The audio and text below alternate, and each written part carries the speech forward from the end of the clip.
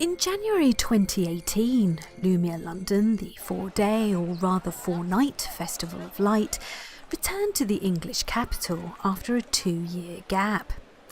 The second outing for this stunning event proved to be much bigger, far better, and definitely brighter than before, with a greater number of projections and installations featuring at the festival than in 2016.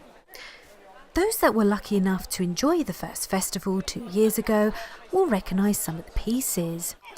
The mesmerising live aquarium housed inside a red telephone box proved to be just as popular as it was 2 years ago.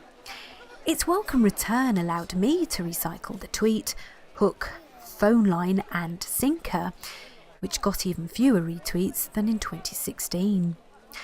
There was also Julian Opie's demonstration on how to walk slowly in London, another recycled joke there, and the most popular benches in the West End, once again proving neon impossible to capture without anyone sitting on them.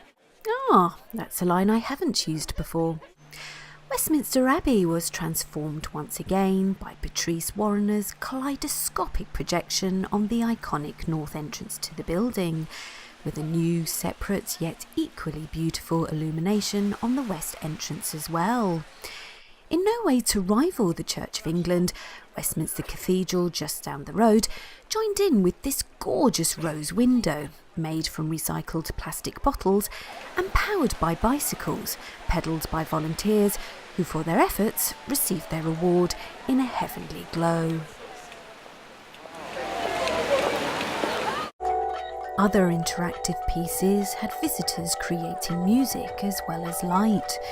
Michael Davis's hypnotic Lumifomium allowed Londoners to take their Brexit frustrations out on the 100 suspended chime bars making up the musical sculpture. This huge cube near Good Street had visitors creating lightning bolts in the rain, while visitors to South Moulton Street were playing in Seesaw Minor. Around Carnaby Street, visitors could walk under a light installation. Along the South Bank, near the Oxo Tower, visitors could walk through a light installation. And in St James's, visitors could even be inside a light installation, by having their photo taken at one end and having it appear in a bell jar at the other. That isn't me, by the way. Regent Street was once again used as a huge projection screen, exploring the movement of time and space. Piccadilly once again hosted pieces created by famous artists like Tracey Emin and inspired by famous artists like Henri Matisse, as seen in this romantic animation aptly projected on the front of the Royal Academy. Mayfair reopened some of its private square gardens to the festival visitors, and Fitzrovia was nostalgic and playful, recreating Pong for those like myself old enough to remember playing it. King's Cross dabbled with scale, making the big people feel small, the small people feel big, and even taking to the skies when there was no more space available to exhibit at ground level. The large-scale pieces were not just kept for North London though. Trafalgar Square had this ballooning marvellous display which was enhanced by the wet weather and surrounding fountains. It was also witness to one of a small trend of religious-themed pieces in the festival.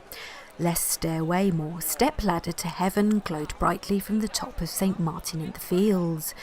Across the river, a raspberry ripple crucifix hung from the side of the Royal Festival Hall, and at Oxford Circus, a huge animated globe stopped many visitors in their tracks, compelling them to throw their hands in the air to give worship to the object.